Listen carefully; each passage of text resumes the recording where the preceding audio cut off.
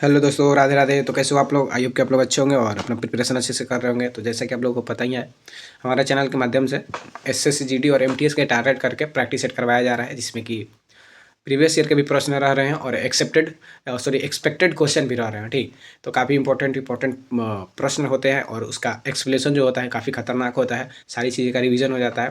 तो आप लोग से रिक्वेस्ट है, पूरी वीडियो देखें और अपना सारा चीज़ का रिवीजन कर लें, ताकि आप लोगों को जीके का जो पोर्शन है काफ़ी स्ट्रॉन्ग हो जाएगा। आप लोग पूरा वीडियो देखिएगा तो पता चल जाएगा। और एक बात आपको लोगों को बता दूं कि ये 7 प्रैक्टिस सेट है। इससे पहले जो 6 गो प्रैक्टिस सेट है वो सभी का अभी प्ले लिस्ट बना दिया गया है। उसको भी आप जाकर देख सकते हैं, जो भी नहीं देखे हैं, और जो देखते आ रहे हैं उनका तो पता ही है।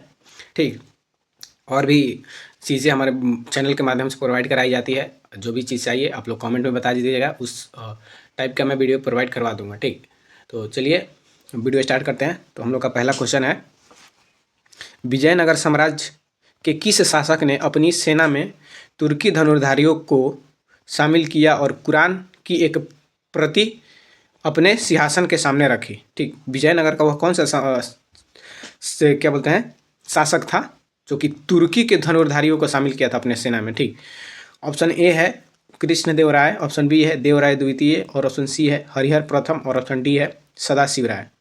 तो इसका सही आंसर हो जाएगा, आप लोग इसका आंसर सोचिए। ठीक, वैसे तो मैं बताऊंगा ही, तो इसका सही आंसर हो जाएगा बी, देवराय द्वितीय। तो आप लोग खुद से पहले आंसर करने का कोशिश करिए, उसके बाद मेरा आंसर सुनिए। और जैसे कि मैं उसके बाद लाता हूँ क्या, तो इसका एक्सप्लेनेशन जो कि काफ़ी महत्वपूर्ण रहता है। सारी चीज़ें का रिवीजन हो जाता है। जैसे कि अभी विजयनगर से रिलेटेड जितना चीज़ है आप लोग का रिवीजन इसमें करवा देंगे। तो पहले क्या करना है, आप लोगों को पहले पढ़ लीजिए खुद से, उसके बाद मैं जो बोलूँगा उसको सुनिएगा। इससे क्या होता है कि याद होता है। ठीक,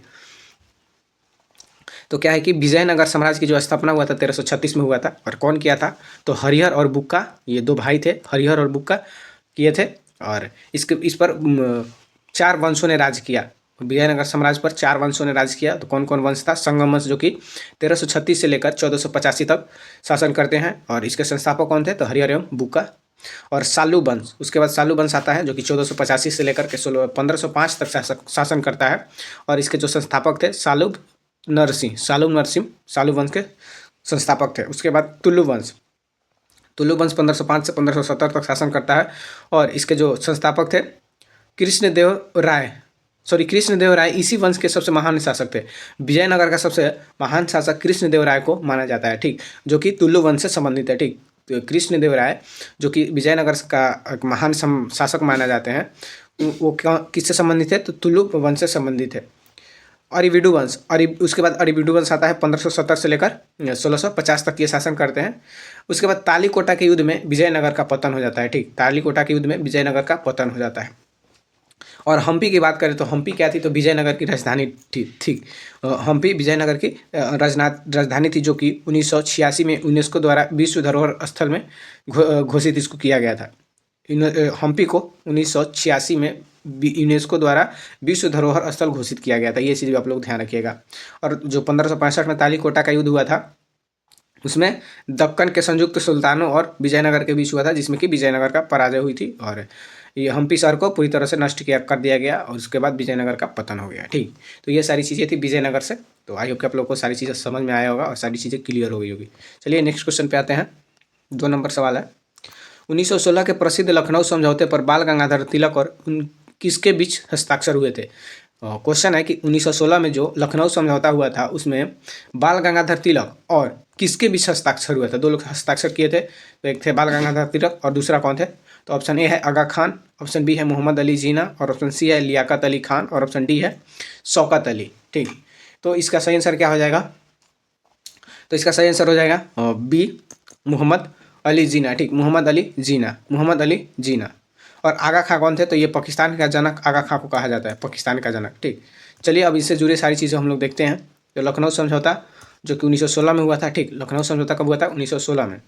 और इसमें क्या हुआ था? तो भारतीय राष्ट्रीय कांग्रेस और मुस्लिम लीग की दोनों के बीच ये लखनऊ समझौता हुआ था। भारतीय राष्ट्रीय कांग्रेस और मुस्लिम लीग के बीच ये समझौता हुआ था।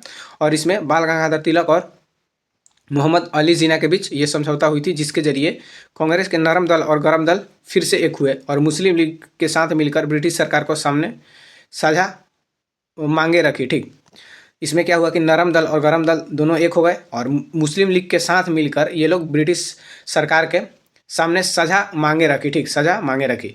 और इसी दौरान कांग्रेस ने सांप्रदायिक निर्वाचन की मांग स्वीकार कर ली थी। सांप्रदायिक निर्वाचन की जो मुस्लिम लीग द्वारा मांग की गई थी उसमें ये मांग स्वीकार ली थी कांग्रेस ने लखनऊ समझौता में। उसके बाद एक और पूना समझौता जो कि इंपॉर्टेंट हो जाता है। पूना समझौता को हम लोग देख लेते हैं जो कि 1932 में हुआ था। पूना समझौता कब हुआ था? तो 1932 में हुआ था, महात्मा गांधी और भीमराव अंबेडकर के बीच में। पूना समझौता किन के बीच हुआ था? तो महात्मा गांधी और डॉक्टर भीमराव अंबेडकर के बीच में। और यह कहाँ पर हुआ था? तो यरवादा जेल पुणे में हुआ था। जो पूना समझौता हुआ था यरवादा जेल पुणे में हुआ था, महात्मा गांधी और भीमराव अंबेडकर के बीच। इसका कारण था ब्रिटिश सरकार द्वारा घोषित सांप्रदायिक पंचायत, ठीक, जो ये सांप्रदायिक पंचायत ब्रिटिश सरकार द्वारा ये घोषित किया गया था, उसी के विरोध में ये पूना समझौता हुआ था। इसमें दलितों के पृथक निर्वाचक मंडल की मांग छोड़ दी गई थी, ठीक। इसमें दलितों के लिए क्या हुआ था कि पृथक निर्वाचक मंडल का निर्माण किया गया था, ठीक। इसी के लिए क्या हुआ था? ये पूना समझौता हुआ था।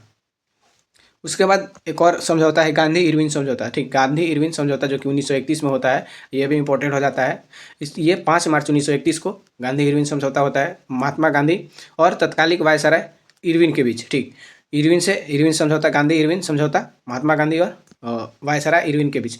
गांधी जी ने सविनय अवज्ञा आंदोलन स्थगित करने और द्वितीय गोलमेज सम्मेलन में भाग लेने के लिए सहमति दी थी, ठीक। तो इस समझौते में क्या किए गांधी जी? सविनय अवज्ञा आंदोलन को स्थगित करने का सहमति जताई और द्वितीय गोलमेज सम्मेलन में भाग लेने का भी सहमति जताई, ठीक। तो ये तीनों समझौते महत्वपूर्ण हो जाते हैं, इससे प्रश्न बनते हैं, तो इन चीज़ों को आप लोग ध्यान रखिएगा। उसके बाद तीसरा क्वेश्चन पे हम लोग आते हैं। तो किस मध्यकालीन शासक ने सिजदा और पैबोस जैसी फारसी प्रथाओं को भारतीय दरबार में अनिवार्य किया था? सिजदा और पैबोस किस फारसी प्रथाओं को किस भारतीय दरबार में अनिवार्य किया था? तो इसका ऑप्शन ए है इल्तुतमिश, ऑप्शन बी है गयासुद्दीन बलबन और ऑप्शन सी है कुतुबुद्दीन ऐबक और ऑप्शन डी है अलाउद्दीन खिलजी। तो सिजदा और पैबोस इसका शुरुआत किसने किया था? कौन से शासक था? तो इसका सही आंसर हो जाएगा गयासुद्दीन बलबन, ठीक। सिजदा और पैबोस, सिजदा जो होता था ये सरदार को सलाम करने का प्रथा था और पैबोस का मतलब होता है सुल्तान का पैर छूना, ठीक। जो राजा होता था जिसे सुल्तान कहा जाता था उसका जो ये क्या बोलते हैं सलाम करने को सिजदा और पैर छूने को पैबोस कहा जाता था। चलिए इसके बारे में हम लोग समझते हैं अच्छे से। पहले बलबन के काल को देखते हैं। तो ये 1266 से लेकर 1287 तक शासक रहा दिल्ली सल्तनत के और यह गुलाम वंश का सबसे कठोर और शक्तिशाली शासक माना जाता है। बलबन को गुलाम वंश का सबसे कठोर और शक्तिशाली शासक माना जाता है। और बलबन का असली नाम था उलुग खां। बलबन का असली नाम क्या था? तो उलुग खां था। इसने जील ए इलाही जिसे कि ईश्वर की छाया और नबियत ए खुदाई ईश्वर की प्रतिनिधि का उपाधियाँ धारण की थी। इसका कहने का मतलब था कि राजा जो होता है यह ईश्वर की छाया होता है और ईश्वर की ये खुद को प्रतिनिधि माना, ठीक। यानी कि ईश्वर की छाया जील ए इलाही और ईश्वर की प्रतिनिधि को क्या कहा गया? तो नियाबत ए खुदाई, ठीक। ये खुद को क्या कहा? तो ईश्वर की छाया और ईश्वर का प्रतिनिधि, ठीक। तो जील ए इलाही का मतलब ईश्वर की छाया, नियाबत खुदाई का मतलब ईश्वर के प्रतिनिधि, ये चीज़ भी ध्यान रखिएगा। उसने दरबार में सुल्तान के सामने झुकने यानी कि सिजदा और सुल्तान के पैर चूमने यानी कि पैबोस की फारसी प्रथा शुरू की थी, ठीक, जैसा कि क्वेश्चन था। और उसने फारसी नए साल का त्यौहार नवरोज, उसने फारसी का नए साल का त्यौहार नवरोज भारत में शुरू करवाया था, ठीक। नवरोज जो फारसी का नया वर्ष का त्यौहार था इसको बलबन ने ही शुरू करवाया था। उसने विद्रोहियों और मेवाती लुटेरों को कुचलने के लिए रक्त एवं लौ की नीति और रक्त एवं लौ की क्रूर नीति अपनाई थी, ठीक। तो लौ और रक्त की नीति किससे संबंधित है? तो ये बलबन से ये क्वेश्चन बनता है, ठीक। इसने इल्तुतमिश द्वारा बनाए गए 40 तुर्की अमीरों के दल जिसे कि तुर्क के चहलगानी कहा जाता था। 40 तुर्की अमीरों का दल था जिसे तुर्की चहलगानी, और ये गठन किया गया था इल्तुतमिश द्वारा, को पूरी तरह ये समाप्त कर देता है कौन? तो बलबन, ठीक। बलबन इसको समाप्त कर देता है। तो ये बलबन से जुड़े सारी फैक्ट्स थी जो कि काफ़ी इंपॉर्टेंट था। तो इन सारी चीज़ों का आप लोग ध्यान रखिएगा। आते हैं नेक्स्ट क्वेश्चन पे। तो 4 नंबर क्वेश्चन है, कौन सी जलधारा हम्बोल्ट जलधारा के रूप में जानी जाती है? बोल रहा है कि कौन सी जलधारा है जो कि हम्बोल्ट जलधारा के रूप में जानी जाती है? ऑप्शन ए है ब्राज़ील धारा, ऑप्शन बी है पेरू धारा और ऑप्शन सी है गल्फ स्ट्रीम और ऑप्शन डी है कुरोशियो धारा। ऑप्शन डी है क्या, कुरोशियो धारा। तो इसका सही आंसर हो जाएगा बी, पेरू धारा। पेरू धारा को हमबोल्ट जलधारा के रूप में भी जाना जाता है, पेरू धारा को। चलिए अब हम लोग विश्व के कुछ महत्वपूर्ण धारा को देख लेते हैं, जैसे कि गर्म जलधारा और ठंडा जलधारा होता है, ठीक। तो सबसे पहले हम लोग गर्म जलधारा को देखेंगे। तो ये भूमध्य रेखा से ध्रुव की ओर चलती है और तापमान बढ़ा देती है, ठीक। गर्म जलधारा कैसे चलती है, तो ये भूमध्य रेखा से, ठीक। ये भूमध्य रेखा कौन होता है, तो ये पृथ्वी के बीचों बीच जो खींचा गया रेखा, ये भूमध्य रेखा है। भूमध्य रेखा से ध्रुवों की ओर चलती है और तापमान बढ़ा देती है। गल्फ स्ट्रीम जो कि गर्म जलधारा है, गल्फ स्ट्रीम, यह अटलांटिक महासागर में चलती है। अटलांटिक महासागर में चलती है गल्फ स्ट्रीम, जो कि इसे यूरोप का गर्म कंबल भी कहते हैं। गल्फ स्ट्रीम को यूरोप का गर्म कंबल भी कहते हैं। इसके बाद है कुरोशियो, ये भी गर्म जलधारा है और यह प्रशांत महासागर में चलती है, जापान के पास, ठीक। प्रशांत महासागर की जलधारा कौन है, तो कुरोशियो, और यह गर्म जलधारा है। ब्राज़ील धारा, ये भी गर्म जलधारा है और यह दक्षिणी अटलांटिक महासागर में चलती है, दक्षिणी अटलांटिक महासागर में चलती है। अगुलहास जलधारा, अगुलहास जलधारा भी गर्म जलधारा है और यह हिंद महासागर में चलती है और यह अफ्रीका के पूर्वी तट पर ये चलती है। उसके बाद अलास्का धारा, अलास्का धारा भी गर्म जलधारा है और यह उत्तर पूर्वी प्रशांत महासागर में चलती है, उत्तर पूर्वी प्रशांत महासागर में चलती है। उसके बाद हम लोग देखेंगे ठंडी जलधारा, ठीक। ठंडी जलधारा कौन कौन है, तो ये ध्रुव से भूमध्य रेखा की ओर चलती है। जैसा कि गर्म जलधारा क्या था, भूमध्य रेखा से ध्रुव की ओर चलती है, लेकिन ये ठंडी जलधारा ध्रुव से भूमध्य रेखा की ओर चल रही है, ठीक। और यह तापमान कम कर देती है, ठीक। जैसे ये भूमध्य रेखा की तापमान कम कर देती है। उसके बाद है हम, इसमें कौन होगा, तो ठंडी जलधारा है हम्बोल्ट या पेरू। हम्बोल्ट को जैसे क्वेश्चन में था कि किस धारा को हम्बोल्ट धारा के नाम से जाना जाता है, तो पेरू, तो दोनों सेम ही है। यह दक्षिणी पूर्वी प्रशांत महासागर में चलती है, दक्षिण पूर्वी प्रशांत महासागर में चलती है हम्बोल्ट या पेरू जलधारा। यह दक्षिण अमेरिका में है, जब दक्षिण अमेरिका में, ठीक। लेब्राडोर धारा, लेब्राडोर जलधारा, ये भी ठंडी जलधारा है और यह अटलांटिक महासागर में चलती है, अटलांटिक महासागर में चलती है, कनाडा के पास। कनारी जलधारा, कनाली जलधारा, ये भी ठंडी जलधारा है और यह उत्तरी अटलांटिक महासागर में चलती है, अफ्रीका के पश्चिमी तट के पास, अफ्रीका के पश्चिमी तट के पास। ओयासियो, ये भी ठंडी जलधारा है और यह उत्तरी पश्चिमी प्रशांत महासागर में चलती है, उत्तरी पश्चिमी प्रशांत महासागर में चलती है। उसके बाद है बेंगुएला धारा, बेंगुएला धारा दक्षिणी अटलांटिक महासागर में चलती है, दक्षिणी अटलांटिक महासागर में बेंगुएला जलधारा, और यह अफ्रीका के पश्चिमी तट में चलती है, ठीक। अफ्रीका के पश्चिमी तट के पास।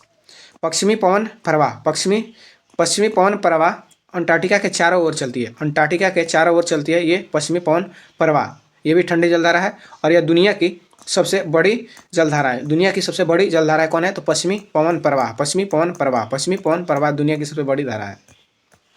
नेक्स्ट क्वेश्चन पर हम लोग आते हैं। तो 5 नंबर क्वेश्चन है, भारत के प्रायद्वीपीय पठार की सबसे ऊंची चोटी अनाईमुड़ी किस पहाड़ी श्रृंखला में स्थित है।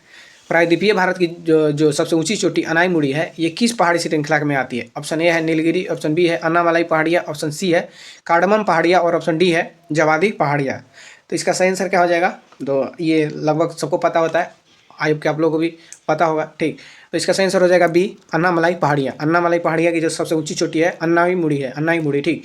और ये नीलगिरी है, नीलगिरी ये पश्चिमी और पूर्वी तट नीलगिरी पहाड़ियाँ पर ही मिलते हैं, ठीक। नीलगिरी और पश्चिमी और पूर्वी तट के मिलान को नीलगिरी पहाड़ी कहते हैं। कार्डमम पहाड़ी जो कि भारत की सबसे दक्षिणी पहाड़ी है, ठीक। कार्डमम पहाड़ी भारत की सबसे दक्षिणी पहाड़ी है। तो चलिए दक्षिण भारत के कुछ महत्वपूर्ण पहाड़ी को देख लेते हैं। तो अनाईमुड़ी यह दक्षिण भारत की और पश्चिमी घाट की सबसे ऊंची चोटी है, ध्यान रखिएगा। अनाईमुड़ी जो है दक्षिण भारत की सबसे ऊंची चोटी और पश्चिमी घाट की सबसे ऊंची चोटी है। और इसकी ऊंचाई की बात करें तो 2695 मीटर है, 2695 मीटर, लगभग 8842 फीट, ठीक।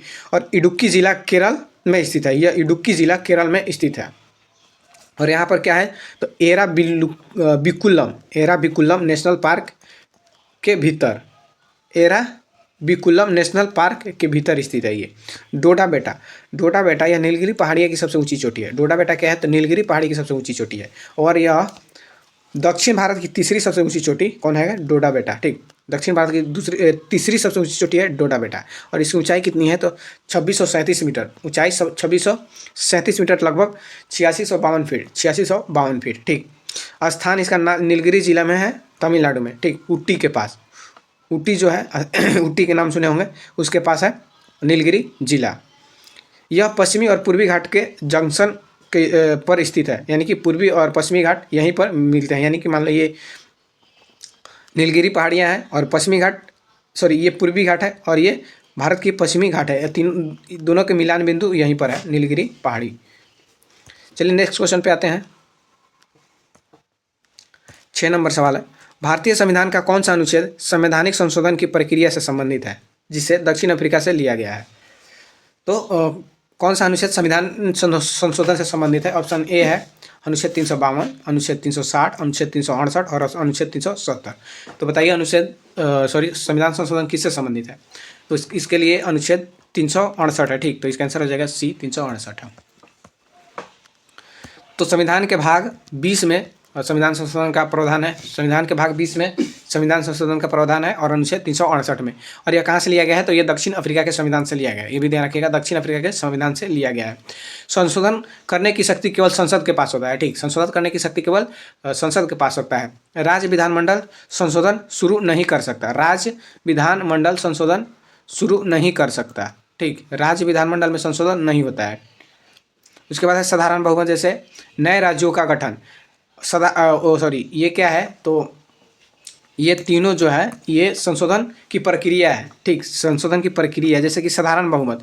तो ये साधारण बहुमत से कौन कानून बनते हैं? तो जैसे नए राज्य का गठन, इसमें कुछ ज़्यादा लफड़ा नहीं होता है। साधारण बहुमत से ये 2/3 अगर सहमति मिल जाए तो ये कानून बन जाता है, जैसे नए राज्यों का गठन हो जाता है। और ये अनुच्छेद 368 के तहत संशोधन नहीं माना जाता है। 368 के तहत संशोधन नहीं माना जाता है।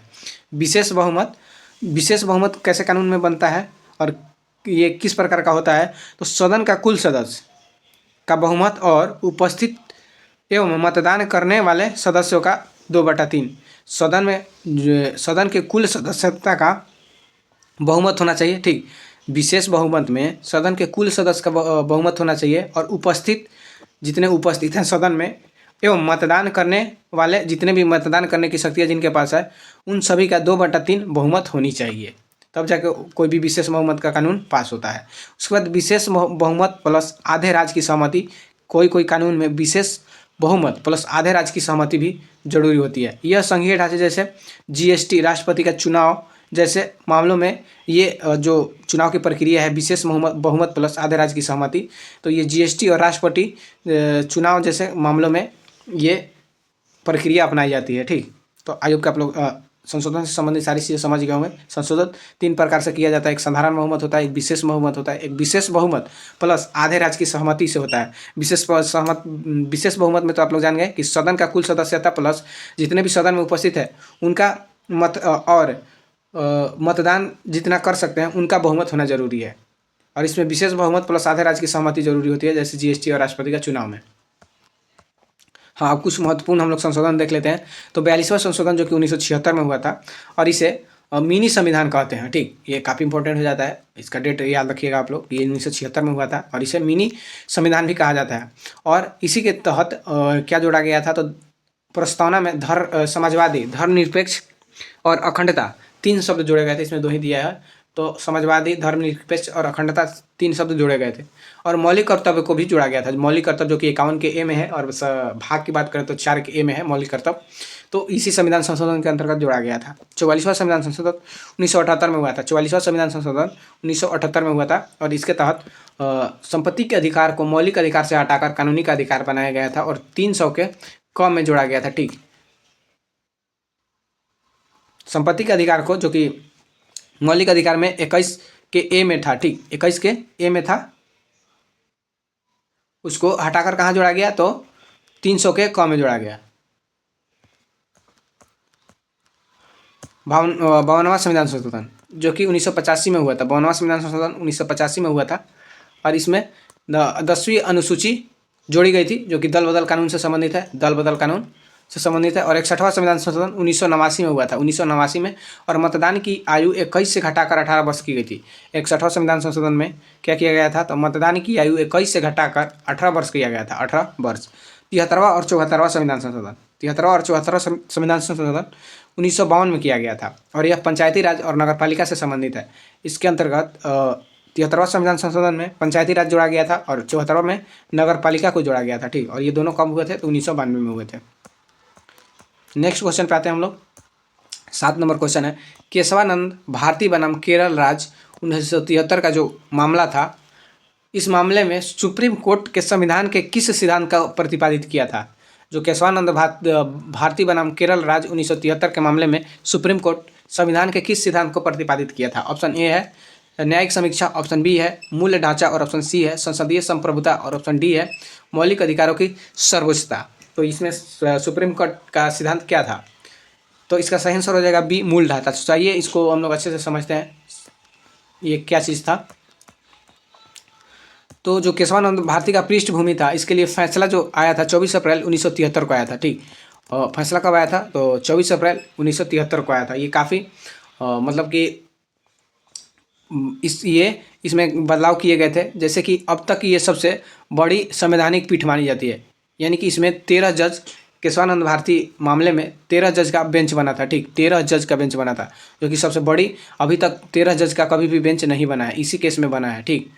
जिसमें कि 7 और 6 के मामूली बहुमत से फैसला सुनाया गया था, ठीक।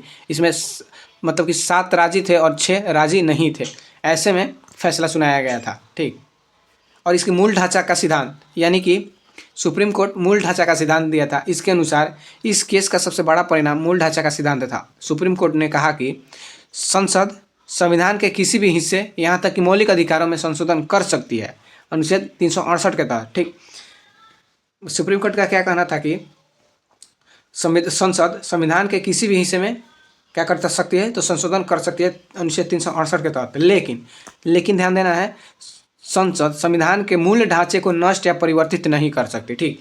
संविधान क्या करेगी संसद? तो संविधान के मूल ढांचे में कोई परिवर्तन या नष्ट नहीं करेगी, ठीक। संशोधन किसी भी मामले में कर सकती है। तो ये चीज़ था, आयोग का आप लोग समझ गए होंगे। चलिए नेक्स्ट क्वेश्चन पे आते हैं। 8 नंबर सवाल है, शुद्ध राष्ट्रीय उत्पाद यानी कि एनएनपी को राष्ट्रीय आय तब कहा जाता है जब उसकी गणना किस प्रकार की जाती है? तो एनएनपी यानी कि राष्ट्रीय आय कब कहा जाता है? तो ऑप्शन ए है बाजार मूल्य पर, ऑप्शन बी है साधन लागत मूल्य पर और ऑप्शन सी है सकल घरेलू उत्पाद पर और ऑप्शन डी है ऑप्शन सी क्या है? तो वर्तमान की कीमत पर और ऑप्शन डी है सकल घरेलू उत्पाद पर। तो इसका सही आंसर हो जाएगा बी, साधन लागत पर। तो एनएनपी क्या होता है कि इसमें से साधन लागत मूल्य को माइनस करना होता है। तो आइए इसको समझते हैं अच्छे से। पहले क्या देखेंगे हम लोग? तो जीडीपी, जीएनपी और एनएनपी को हम लोग समझते हैं क्या क्या। तो जीडीपी, ये तीनों रिलेटेड है, इसलिए इसको पहले समझना जरूरी है, जीडीपी को, उसके बाद जीएनपी को, तब जाके एनएनपी समझ में आएगा। तो जीडीपी क्या है? इसका फुल फॉर्म होता है ग्रोस डोमेस्टिक प्रोडक्ट। जीडीपी का फुल फॉर्म क्या होता है? Gross domestic product. हिंदी में इसको सकल घरेलू उत्पाद कहते हैं, सकल घरेलू उत्पाद। एक साल में देश की भौगोलिक सीमा के अंदर बने सभी सामानों और सेवाओं की कुल कीमत, इसमें विदेशी कंपनियों का उत्पादन भी शामिल होता है। कहने का मतलब कि एक साल में हमारे देश में जितने भी सेवाओं का उत्पादन, यानी कि क्या है, अंदर बने सभी सामानों, जितने भी सामान का उत्पादन होता है उनकी कीमत होती है, यानी कि देश के अंदर जितने भी कमाई होती है, ठीक। एक साल के भीतर देश के अंदर जितनी भी कमाई होती है उसको सकल घरेलू उत्पाद कहा जाता है। और इसमें मान लो कि कोई विदेशी कंपनी भी हमारे भारत में काम कर रही है तो उसका भी आय को हम लोग सकल घरेलू उत्पाद ही कहेंगे, ठीक। और इसका फॉर्मूला क्या होता है? तो जीडीपी बराबर सी प्लस आई प्लस जी प्लस एक्स माइनस एम। इसमें सी क्या है? तो सी है उपभोग, ठीक। सी क्या है? उपभोग, जो हम लोग चीज़ें का यूज़ करते हैं, इस्तेमाल करते हैं, खाने पीने में, कपड़ा, जो भी मतलब कि देश की जनता इस्तेमाल करती है उसको उपभोग कहा जाता है। उसके बाद निवेश, जो भी निवेश, मतलब आप लोग समझ पा रहे हैं, कुछ वस्तु कंपनी में निवेश करता है कुछ लोग। उसके बाद है जी का मतलब है सरकारी खर्च। जी क्या है? सरकारी खर्च, जो सरकार खर्च करती है, जैसे वेतन भत्ता, जो भी ये वेतन देती है, या फिर सरकार का आप लोग समझते ही होंगे सरकारी खर्च क्या होता है।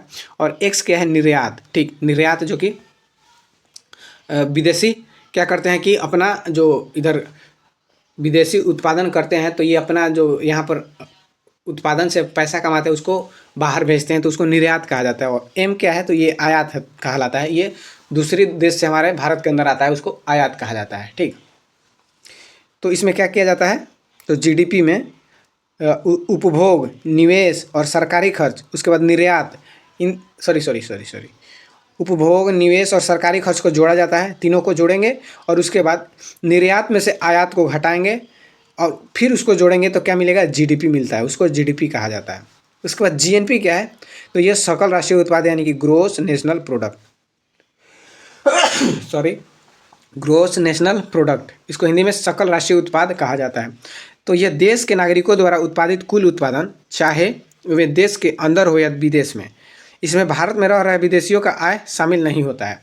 तो ये देश के नागरिकों द्वारा उत्पादित कुल या उनकी आय को ही जीएनपी कहा जाता है, चाहे वो देश के अंदर कमाए या फिर देश के बाहर कमाए, उसको सकल राष्ट्रीय उत्पाद कहा जाता है। ठीक, आप लोग समझ पा रहे होंगे। जीडीपी क्या था, तो ये देश के अंदर, हमारे देश के अंदर जो कमाई होती थी उसको कहा जाता था सकल घरेलू उत्पाद, और जीएनपी हमारे जो देश के नागरिक हैं उनके द्वारा, अब वो देश में कमाए या फिर देश के बाहर कमाए, उन सारे उत्पाद को क्या कहा जाएगा, जीएनपी यानी कि सकल राष्ट्रीय उत्पाद कहा जाएगा। तो इसका सूत्र क्या होता है, जीडीपी प्लस भारतीय नागरिकों के विदेश में विदेश के आय और विदेशी नागरिकों का भारत का आय, यानी कि जीडीपी प्लस, इसमें क्या होगा कि जो भारतीय नागरिक विदेश से कमा रहे हैं उसमें से जो विदेश के नागरिक भारत से कमा रहे हैं उसको माइनस करने के बाद जितना भी आएगा उसको जीडीपी में जोड़ेंगे तो उससे क्या प्राप्त होता है, जीएनपी प्राप्त होता है, यानी कि सकल राष्ट्रीय उत्पाद प्राप्त होता है। ठीक, अब हम लोग समझेंगे एनएनपी। ठीक, नेट नेशनल प्रोडक्ट यानी कि शुद्ध राष्ट्रीय आय। ठीक, शुद्ध राष्ट्रीय आय, जो कि भारत का शुद्ध राष्ट्रीय आय क्या होगा इसको समझते हैं। तो यह देश की वास्तविक राष्ट्रीय आय है, देश की वास्तविक राष्ट्रीय आय इसको कहा जाता है। इसमें क्या होता है कि जब हम जीएनपी में से मशीनों, बिल्डिंग आदि की घिसाई घटा दे तो एनएनपी मिलता है।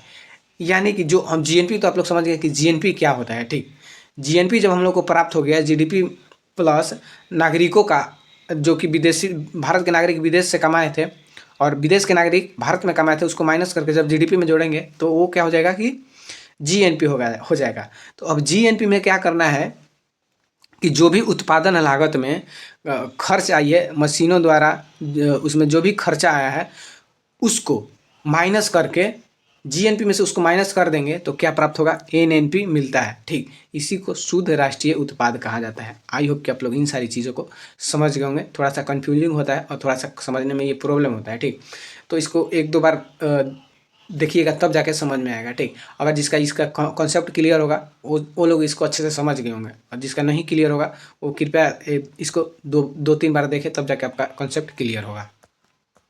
9 नंबर सवाल है, किस पंचवर्षीय योजना को गॉडगिल योजना के नाम से जाना जाता है। किस पंचवर्षीय योजना को गॉडगिल योजना के नाम से जाना जाता है और इसका मुख्य लक्ष्य स्थिरता के साथ विकास था। गॉडगिल योजना का मुख्य लक्ष्य क्या था, तो लक्ष्य स्थिरता के साथ विकास।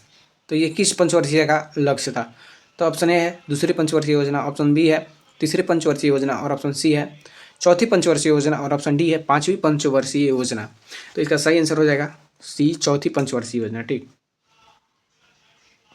तो चौथी पंचवर्षीय योजना को गॉडगिल योजना के नाम से भी जाना जाता है। तो आइए हम लोग पंचवर्षीय योजना को देख लेते हैं। तो पंचवर्षीय योजना सोवियत संघ यानी कि यूएसएसआर रूस से ली गई है।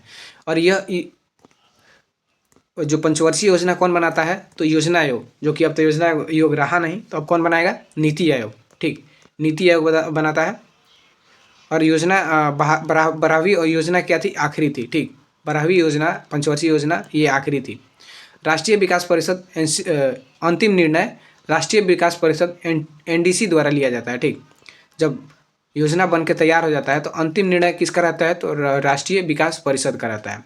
और राष्ट्रीय विकास परिषद का स्थापना कब हुआ था, तो 6 अगस्त 1952 को। योजना आयोग का 9 मार्च 1950 को योजना आयोग क्या करता था, तो पंचवर्षीय योजना बनाता था। ठीक, तो योजना आयोग समाप्त कर दी गई है तो पंचवर्षीय योजना नहीं बनता है। अब नीति आयोग आ गया है, तो नीति आयोग ये थिंक टैंक इसको कहा जाता है। ठीक, और इस प्रकार ये योजना बनाती है नीति आयोग। तो पहली पंचवर्षीय योजना 1951 से 56 तक था और यह हेराल्ड डोमर मॉडल पर आधारित था। हेराल्ड डोमर मॉडल पर आधारित था और इस योजना में कृषि पर जोर दिया गया। ठीक, और इसी योजना के अंतर्गत भखड़ा नागल बांध बनाया गया था, जो कि पंजाब में है, भाखड़ा नागल बांध। और कृषि पर जोर दिया गया पहली पंचवर्षीय योजना में। दूसरी पंचवर्षीय योजना जो कि 1956 से 61 की अवधि था, और यह महालनोबिस मॉडल पर आधारित था। महालनोबिस मॉडल पर आधारित था, और इसमें भारी उद्योग पर विशेष ध्यान दिया गया, जिसमें कि भिलाई, राउरकेला और भिलाई, राउरकेला और छत्तीसगढ़ 3 जगह स्टील प्लांट खोले गए। ठीक, स्टील प्लांट खोले गए। राउरकेला जो कि जर्मनी के सहयोग से खोला गया था, भिलाई रूस के सहयोग से खोला गया था, और छत्तीसगढ़ ब्रिटेन के सहयोग से खोला गया था। ठीक,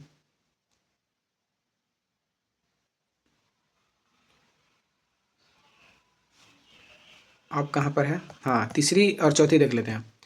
तीसरी जो कि इसका अवधि था 1961 से लेकर 1966, और इसमें आत्मनिर्भरता पर ध्यान दिया गया, आत्मनिर्भरता पर। और सबसे असफल योजना इसी को माना जाता है, तीसरी पंचवर्षीय योजना को, क्योंकि इसमें चीन और पाकिस्तान से युद्ध छिड़ गए थे और अकाल भी पड़ गया था इस पंचवर्षीय योजना के काल में। ठीक, चौथी पंचवर्षीय योजना 1969 से 74 तक इसकी अवधि थी, और यह इसे गॉडगिल योजना के नाम से भी जाना जाता है। इसमें इसी योजना के अंतर्गत 24 बैंकों का राष्ट्रीयकरण हुआ। ठीक, 14 राष्ट्रीय बैंकों का क्या हुआ कि राष्ट्रीयकरण हुआ। और इसी योजना के काल में परमाणु परीक्षण किया गया, जिसे कि स्माइलिंग बुद्धा कहा जाता है। परमाणु परीक्षण जो हुआ था उसे स्माइलिंग बुद्धा कहा जाता है। ठीक,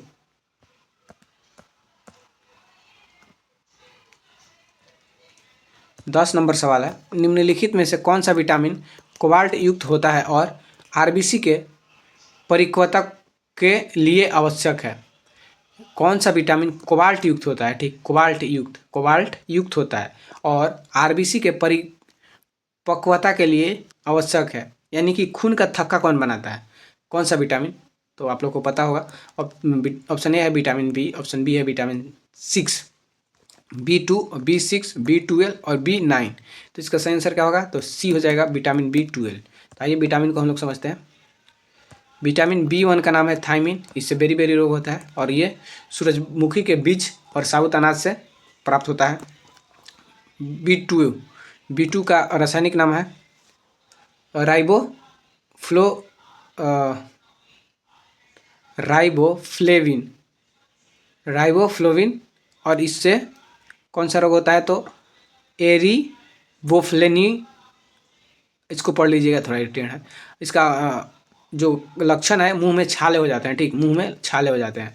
और यह कहाँ से मिलता है? दूध, अंडे और हरी सब्जियां से प्राप्त होता है। दूध, अंडे और हरी सब्जियां से प्राप्त होता है। B3, इसका रासायनिक नाम है नियासिन, और इससे प्लेगरा होता है, और यह मूंगफली, मछली और चिकन से मिलता है। B5, इसका नाम है पेंटोथेनिक अम्ल, और इसकी कमी से थकान, मांसपेशियों में ऐंठन जैसी समस्या आती है। और यह मशरूम और एवोकाडो से प्राप्त होता है। मशरूम और एवोकाडो से विटामिन B5 प्राप्त होता है। विटामिन B6 की बात करें तो इसका जो रासायनिक नाम है पायरिडोक्सिन, और इससे एनीमिया और त्वचा रोग होता है। ठीक, एनीमिया और त्वचा रोग होता है, और यह मांस, केला और नट्स से प्राप्त होता है। मांस, केला और नट्स। B7, ये बायोटीन इसका रासायनिक नाम है, और इसकी कमी से बालों का झड़ना, नाखून टूटना आदि समस्या आती है।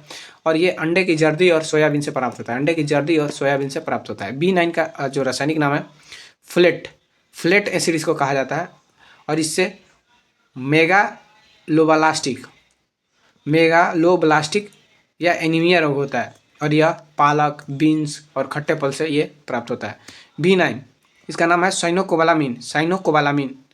B12 का रासायनिक नाम साइनोकोबालामिन है, और इससे एपिएर्निपियस यानी कि एनीमिया, हाथक रक्तल्पता होता है, और यह मांस, डेयरी और शाकाहारी में कमी, ये मांस से मिलता है। ठीक, और डेयरी यानी कि दूध, दही आदि से ये प्राप्त होता है। नेक्स्ट क्वेश्चन पर हम लोग आते हैं। 11 नंबर सवाल है, प्रकाश के पूर्ण आंतरिक परिवर्तन के लिए कौन सा शर्त आवश्यक है? ऑप्शन ए है प्रकाश सघन से मिरर माध्यम में जाना चाहिए। ऑप्शन बी है आपतन कोण और क्रांति कोण अधिक होना चाहिए। ऑप्शन बी है आपतन कोण और क्रांति कोण से अधिक होना चाहिए। ऑप्शन सी है ए और बी दोनों। ऑप्शन डी है प्रकाश विरल माध्यम से सघन माध्यम से में जाना चाहिए। प्रकाश विरल माध्यम से सघन माध्यम में जाना चाहिए। तो इसका सही आंसर हो जाएगा सी। ठीक, तो प्रकाश के पूर्ण आंतरिक परिवर्तन के लिए प्रकाश को सघन से विरल माध्यम में जाना चाहिए और आपतन कोण क्रांति कोण से बड़ा होना चाहिए। ठीक, आपतन कोण जो होता है क्रांति कोण से, ये जो मान लीजिए ये इधर विरल माध्यम है और इधर सघन माध्यम, तो प्रकाश को इधर विरल माध्यम से सघन माध्यम में प्रवेश होना चाहिए। और ठीक, और प्रकाश को इस प्रकार भेजा जाता है कि जो आपतन कोण बनता है इससे क्रांति कोण बड़ा होना चाहिए। जो आपतन कोण बनेगा, ठीक, उससे क्रांति कोण अधिक होना चाहिए।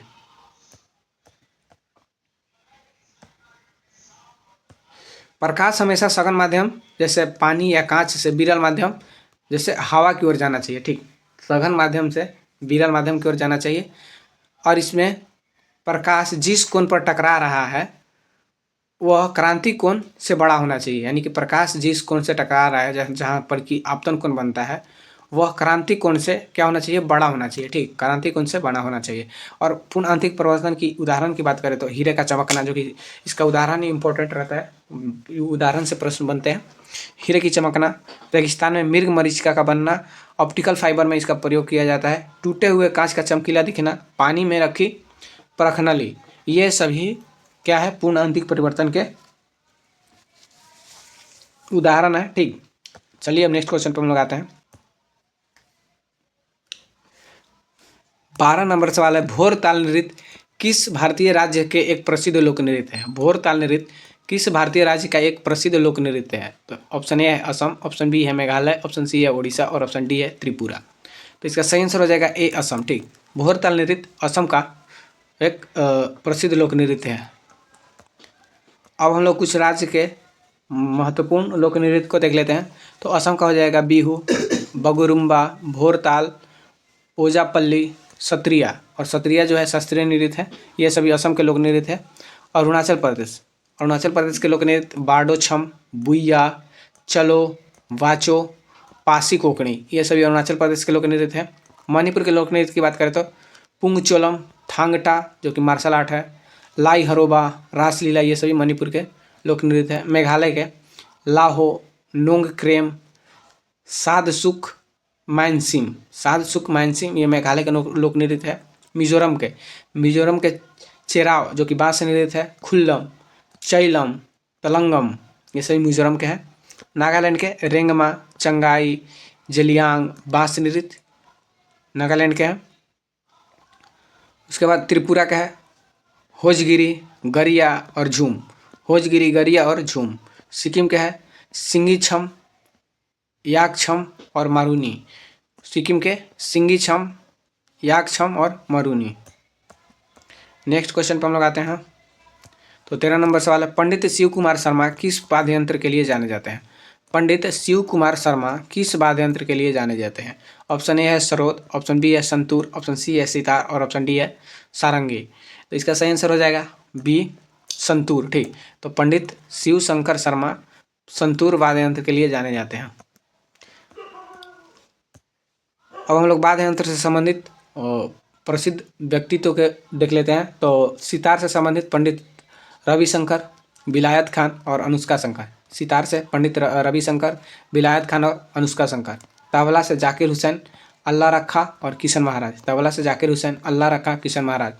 बांसुरी हरिप्रसाद चौरसिया और पन्नालाल घोष। शहनाई बिस्मिल्लाह खान, अली अहमद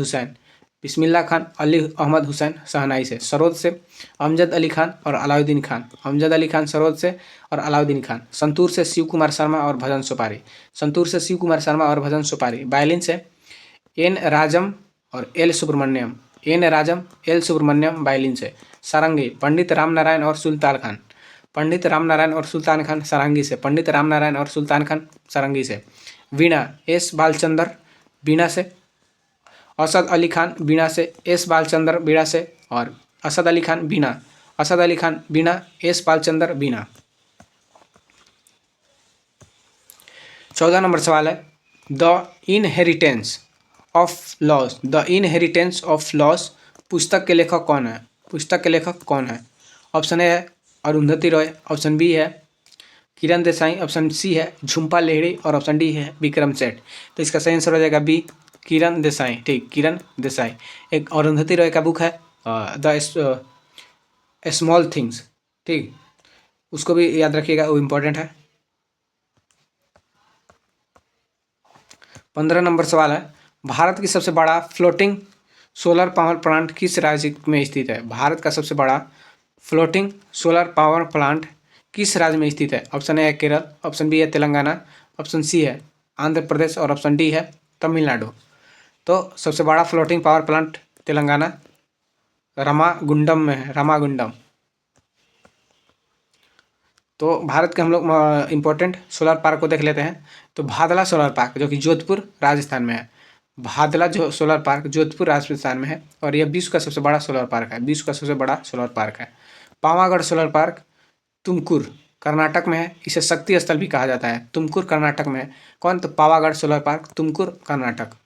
रामागुंडम फ्लोटिंग सोलर और रामागुंडम फ्लोरिंग सोलर जो कि पेड्डापल्ली तेलंगाना में है और यह भारत का सबसे बड़ा तैरता हुआ सोलर प्लांट है। ठीक, ये तैरता जो कि फ्लोटिंग सोलर इसमें लिखा ही हूँ, भारत का सबसे बड़ा तैरता हुआ सोलर प्लांट है। Rewa ultra mega solar, Rewa ultra mega solar Rewa Madhya Pradesh में है। ठीक, रीवा मध्य प्रदेश में है और ये एशिया का सबसे बड़े सिंगल साइट प्रोजेक्ट में से एक है, सिंगल साइट प्रोजेक्ट में से एक है, सिंगल साइट प्रोजेक्ट में से एक है।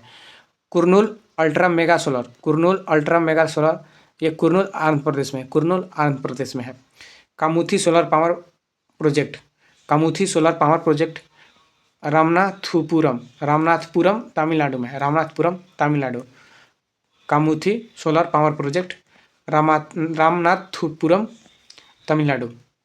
धुलेखा सोलर पार्क, धुलेखा गुजरात में है, धुलेखा सोलर पार्क गुजरात में है। Modhera solar village, Modhera solar village कहाँ पर है? तो ये मेहसाणा गुजरात में, मेहसाणा गुजरात में। और ये भारत का पहला 24x7 ऊर्जा सौर ऊर्जा संचालित गांव है। ठीक, तो यहाँ पर 24 घंटा और मतलब कि हमेशा ये सौर ऊर्जा संचालित होता रहता है। और यह कौन सा गांव है? मोढेरा सोलर विलेज इसको कहा जाता है। नेक्स्ट क्वेश्चन पे आते हैं हम लोग। 16 नंबर सवाल है, अनुच्छेद 143 के तहत राष्ट्रपति किसे कानूनी सलाह ले सकता है? अनुच्छेद 143 के तहत राष्ट्रपति किससे कानूनी सलाह ले सकता है? ऑप्शन ए महान्यायवादी से, ऑप्शन बी उच्चतम न्यायालय से, ऑप्शन सी कानूनी मंत्री से और ऑप्शन डी राज्यसभा के सभापति से।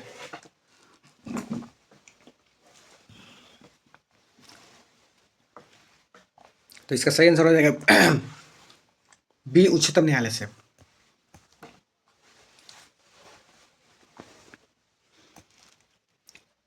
आइए हम लोग उच्चतम न्यायालय से संबंधित सारी चीज़ों को देखते हैं। तो संविधान सभा में भाग 5 में अनुच्छेद 124 से लेकर 147 में उच्चतम न्यायालय का वर्णन है। ठीक, भाग 5 के अनुच्छेद 124 से लेकर 147 तक उच्चतम न्यायालय का वर्णन है। 124 में क्या है? तो उच्चतम न्यायालय की स्थापना और गठन और न्यायाधीशों की नियुक्ति से संबंधित है अनुच्छेद 124। 125 न्यायाधीशों के वेतन और भत्ते से संबंधित है अनुच्छेद 125 वेतन और भत्ते से, न्यायाधीशों के वेतन और भत्ते से संबंधित है अनुच्छेद 125। अनुच्छेद 126 कार्यकारी मुख्य न्यायाधीश की नियुक्ति, कार्यकारी मुख्य न्यायाधीश की नियुक्ति से संबंधित है अनुच्छेद 126। 127 तदर्थ न्यायाधीशों की नियुक्ति, तदर्थ न्यायाधीशों जो मुख्य न्यायाधीशों के अतिरिक्त जो होते हैं, अभी तत्काल में कितने टोटल न्यायाधीश होते हैं? तो 33 और 33 नहीं 34 होते हैं। ठीक, और 33 अन्य न्यायाधीश होते हैं, 33 अन्य न्यायाधीश होते हैं।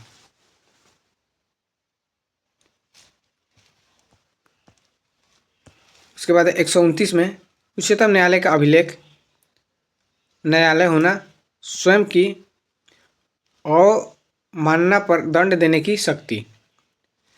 अनुच्छेद 129 में क्या है? तो उच्चतम न्यायालय का अभिलेख, उच्चतम न्यायालय का अभिलेख न्यायालय होना। ठीक, यानी कि स्वयं की अवमानना पर दंड देने की शक्ति, यानी कि खुद से कोई गलती हो जाती है तो खुद के लिए दंड देने की शक्ति अनुच्छेद 129 में है। अनुच्छेद 131 उच्चतम न्यायालय की मूल क्षेत्राधिकार, यानी कि केंद्र और राज्यों के बीच विवाद। उच्चतम न्यायालय के अंतर्गत केंद्र और राज्यों के विवाद का निपटारा का प्रावधान अनुच्छेद 131 में किया गया है। अनुच्छेद 136 क्या कहता है? तो विशेष अनुमति याचिका एसएलपी, विशेष अनुमति याचिका एसएलपी किसी भी अदालत के फैसले के खिलाफ अपील सुनने की शक्ति, यानी कि किसी भी न्यायालय, यानी कि उच्चतम न्यायालय के बाद उच्च न्यायालय होता है, तो किसी भी उच्च न्यायालय यानी उच्च न्यायालय हो फिर या फिर डिस्ट्रिक्ट न्यायालय हो, उनका अदालत के फैसले सुनने का क्या बोलना है तो क्या बोल दे रहे हैं, किसी भी अदालत के फैसले के खिलाफ अपील सुनने की शक्ति उच्चतम न्यायालय के पास होता है। ठीक, तो किसी भी न्यायालय के खिलाफ आप जाकर यहाँ पर अपील कर सकते हैं उच्चतम न्यायालय में।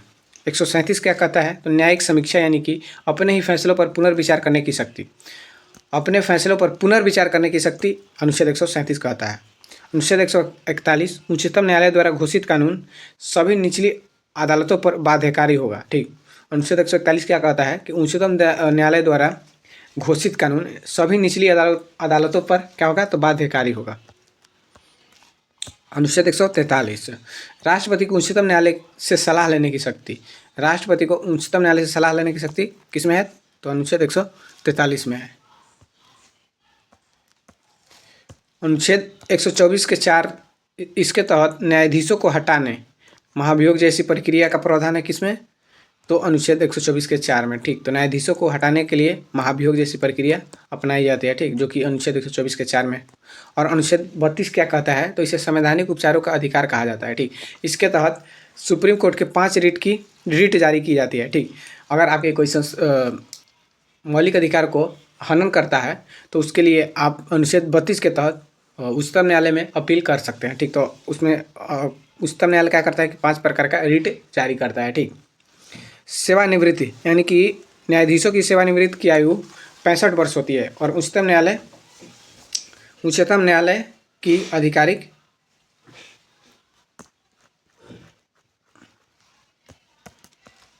नेक्स्ट क्वेश्चन पे हम लोग आते हैं।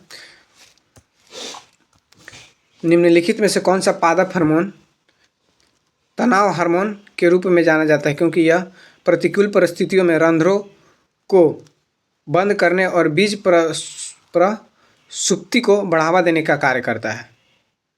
ठीक, तो इसका ऑप्शन ए है ऑक्सिन, ऑप्शन बी है जिब्रेलिन, ऑप्शन सी है एस्कर्बिक और ऑप्शन डी है साइटोकिनिन। तो इसका सही आंसर हो जाएगा सी, एब्सिसिक अम्ल। आइए इसको समझते हैं। एब्सिसिक अम्ल, इसे स्ट्रेस हार्मोन इसलिए कहते हैं क्योंकि जब पौधे में पानी कम होती है तो यह पत्तियों के रंध्र को बंद कर देती है। क्या करती है ये? तो पत्तियों के जो रंध्र होता है उसको बंद कर देती है ताकि वाष्प उत्सर्जन कम हो और यह बीज के अंकुरित होने से रोकती है।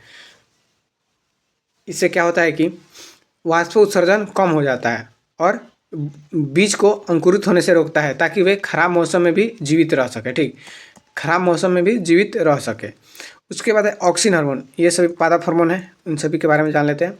तो ऑक्सिन हार्मोन का कार्य क्या है? तो यह पौधों के ऊपरी नोक पर बनता है और यह कोशिकाओं के विस्तार में मदद करता है।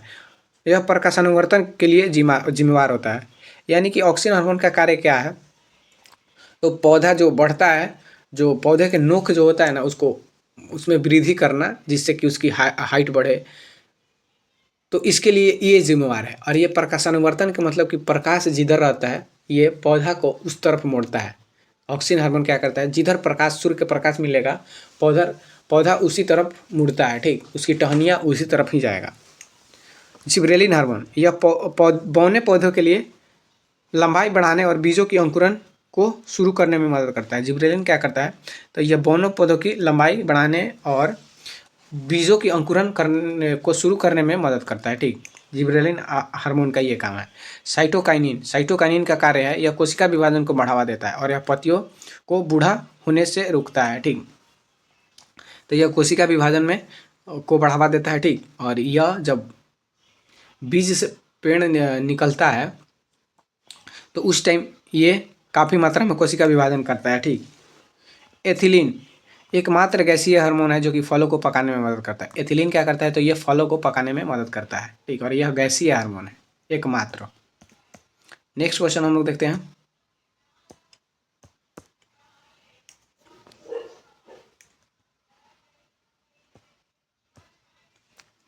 आठवां नंबर सवाल है, खालसा की स्थापना किस वर्ष हुई थी? खालसा पंथ इसको कहा जाता है। खालसा पंथ की स्थापना किस वर्ष हुई थी? ऑप्शन ए है 1599, ऑप्शन बी है 1699, और ऑप्शन सी है 1799, और ऑप्शन डी है 1708। तो इसका सही आंसर क्या हो जाएगा? 1599, ठीक। ए 1599। तो आइए इसको अच्छे से समझते हैं हम लोग।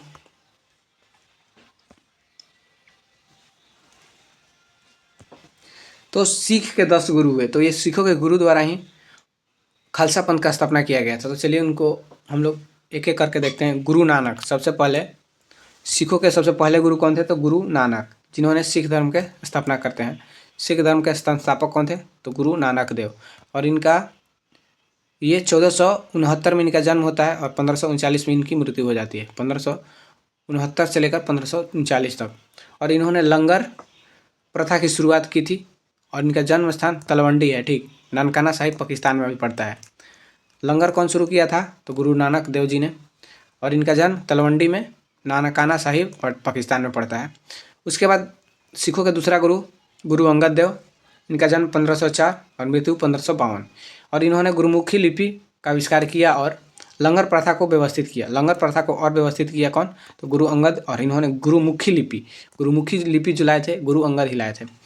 अमरदास, गुरु अमरदास गुरु के तीसरे गुरु थे। इनका जन्म 1479 और मृत्यु 1574। और इन्होंने मंजी प्रणाली को शुरुआत की, जो कि धर्म की प्रचार हेतु मंजी प्रणाली की शुरुआत की।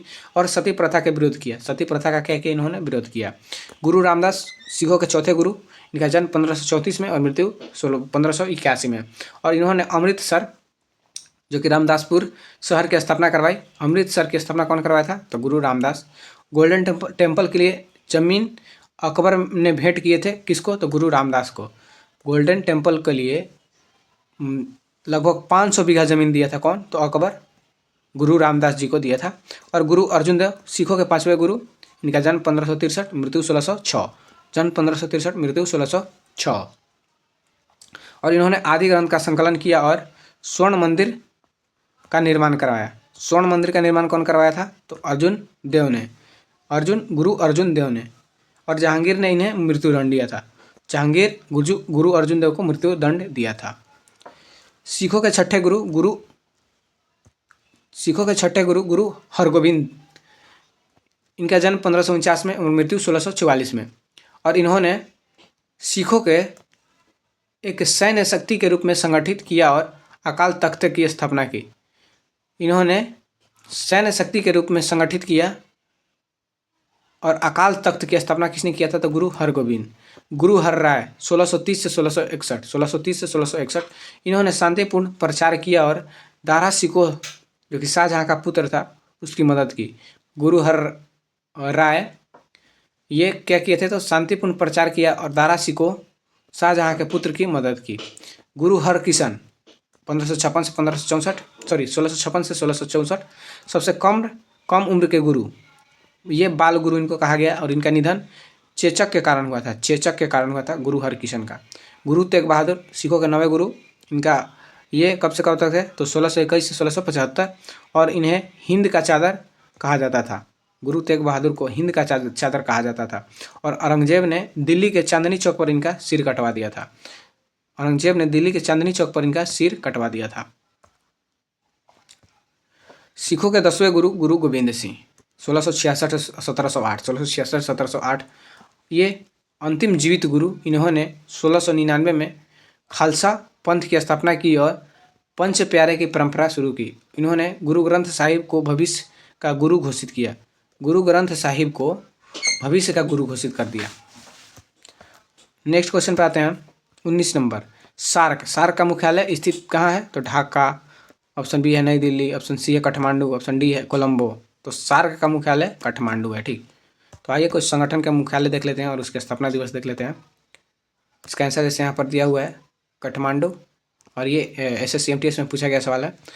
तो संयुक्त राष्ट्र यानी कि यूएन का मुख्यालय कहाँ पर है? न्यूयॉर्क अमेरिका में। न्यूयॉर्क अमेरिका में यूएन का मुख्यालय है और इसका स्थापना हुआ था 24 अक्टूबर 1945 को। 24 अक्टूबर 1945 को। विश्व स्वास्थ्य संगठन यानी कि WHO, जिनेवा स्विट्जरलैंड। इसका मुख्यालय कहाँ है? जिनेवा स्विट्जरलैंड और इसका स्थापना कब हुआ था? तो 7 अप्रैल 1948 को। 7 अप्रैल 1948 को।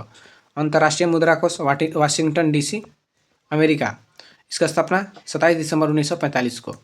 27 दिसंबर 1945 को। विश्व बैंक, इसका जो मुख्यालय है वाशिंगटन DC, अमेरिका में है और इसका स्थापना कब हुआ था? तो 19 जुलाई 1944 को। जुलाई 1944 को। उसके बाद है विश्व व्यापार संगठन WTO। विश्व व्यापार संगठन WTO का मुख्यालय जिनेवा स्विट्जरलैंड में है। जिनेवा स्विट्जरलैंड और इसकी स्थापना 1 जनवरी 1995 को हुआ था। 1 जनवरी 1995 को। यूनेस्को, इसका मुख्यालय पेरिस फ्रांस में है। पेरिस फ्रांस में है और इसका स्थापना हुआ था 1 नवंबर 1945 को। 1 नवंबर 1945 को। सार्क का मुख्यालय काठमांडू नेपाल और इसकी स्थापना 8 दिसंबर 1985 को। 8 दिसंबर 1985 को। आसियान, इसका मुख्यालय जाकर्ता इंडोनेशिया है और इसकी स्थापना हुआ था 8 अगस्त 1967 को। 8 अगस्त 1967 को। 8 अगस्त 1967 को। नाटो, मुख्यालय ब्रुसेल्स बेल्जियम और इसका स्थापना हुआ था 4 अप्रैल 1949 को। 4 अप्रैल 1949 को। 4 अप्रैल 1949 को। उसके बाद है ब्रिक्स, जो कि इसका मुख्यालय शंघाई चीन है। शंघाई चीन में इसका मुख्यालय है और इसकी स्थापना 16 जून 2009 को हुआ था। 16 जून 2009 को। ब्रिक्स का स्थापना 16 जून 2009 को और इसका शंघाई चीन में मुख्यालय है। 20 नंबर और लास्ट सवाल है, एनीमिया रोग किस विटामिन या खनिज की कमी से होता है? एनीमिया रोग किस विटामिन या खनिज की कमी से होता है? Option A vitamin A, option B है कैल्शियम, ऑप्शन सी है आयरन या लोहा, ऑप्शन डी है आयोडीन। तो इसका सही आंसर हो जाएगा सी, आयरन। एनीमिया रोग आयरन की कमी से होता है। आयोडीन की कमी से घेंगा रोग होता है। इसमें थायराइड ग्रंथि बढ़ जाता है। ठीक, थायराइड ग्रंथि बढ़ जाता है। ठीक, आयोडीन की कमी से घेंगा रोग। लोहा, इसमें लोहा की कमी से एनीमिया रोग होता है। इसमें हेमोग्लोबिन की कमी हो जाती है जिससे थकान होता है। ठीक, कैल्शियम की कमी से रिकेटस या ऑस्टियोपोरोसिस या रिकेटस नामक रोग होता है और इसमें हड्डियाँ कमजोर और भंगुर होने लगता है। हड्डियाँ कमजोर और भंगुर होने लगता है। फ्लोरीन की कमी से दंत क्षय होता है। दांतों में इनेमल का कमजोर होना इसमें लक्षण है। पोटेशियम की कमी से क्या होता है? तो हाइपोकैलेमिया। पोटेशियम की कमी से हाइपोकैलेमिया, मांसपेशियों में कमजोरी और पक्षाघात होता है। मांसपेशियों में कमजोरी आती है और पक्षाघात होता है। सोडियम की कमी से निम्न रक्तचाप या ऐंठन जैसी समस्या आती है जिसमें कि तंत्रिका तंत्र में गड़बड़ी आ जाती है। तंत्रिका तंत्र में गड़बड़ी होती है। फास्फोरस की कमी से हाइपोफोस्फेटेमिया होती है जिसमें कि हड्डियाँ और दांतों का कमजोर होने लगता है। हड्डियाँ और दांत कमजोर होने लगता है फास्फोरस की कमी से। उसके बाद मैग्नीशियम की कमी से चिड़चिड़ापन और मतिभ्रम जैसी समस्या आती है। चिड़चिड़ापन और मतिभ्रम जैसी समस्या आती है और इसमें तंत्रिका और मांसपेशियों की सक्रियता में कमी। जस्ता, इसमें धीमा विकास या त्वचा रोग होता है जस्ता की कमी से। और प्रतिरक्षा प्रणाली का कमजोर होना, प्रतिरक्षा प्रणाली इसमें कमजोर होने लगता है। कॉपर की कमी से विल्सन रोग होता है। कॉपर की कमी से विल्सन रोग होता है और रक्तलापता और हड्डियों में दोष। इसमें क्या होता है? तो रक्तलापता होता है और हड्डियों में दोष पाई जाती है। कोबाल्ट या विटामिन B12 का मुख्य घटक है जिसकी कमी से घातक एनीमिया होता है। कोबाल्ट की कमी से घातक एनीमिया होता है। ठीक, तो इन सारी चीज़ों को आप लोग ध्यान रखिएगा। तो हम लोग का वीडियो यहीं पे समाप्त होता है। आई होप कि आप लोग को वीडियो पसंद आई होगी। अगर वीडियो पसंद आई तो वीडियो को लाइक करते हो, चैनल को सब्सक्राइब करते हो। चलिए मिलते हैं नेक्स्ट वीडियो में, तब तक के लिए बाय, टेक केयर। अपना पढ़ाई अच्छे से करते रहिए।